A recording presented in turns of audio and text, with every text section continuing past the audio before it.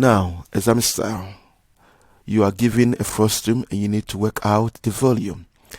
So you need to imagine the original shape.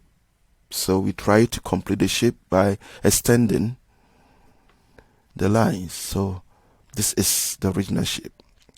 And you realize that the chopped off height is not given. We need to work it out. We can use similar shapes to do that. So we pull it out. That forms a right angle triangle. We're not going to use Pythagoras yet. We're going to use similar shapes.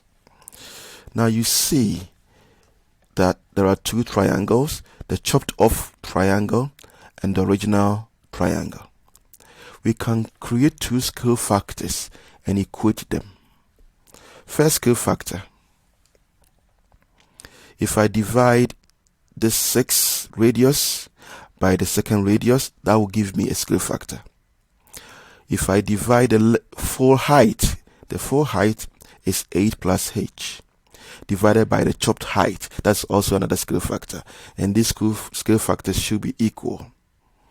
So this radius, bigger radius over small radius, must be equal to bigger height over the small height. That's what I've just done. And now cross multiply. 6 times h is 6h. 4 times 8 plus h.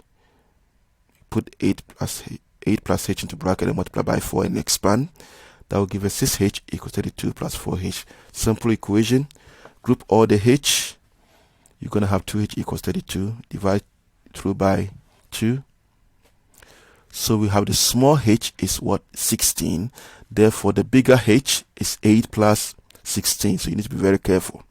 The 16 is for the small h. So the bigger h is 8 plus 16. That's why it's 24. Now that you know your small h and your bigger h, put them into the formula. So we have the formula. And work it out. And you will get 636.7 cm cube. 636.7 cm cube. Let's look at an example.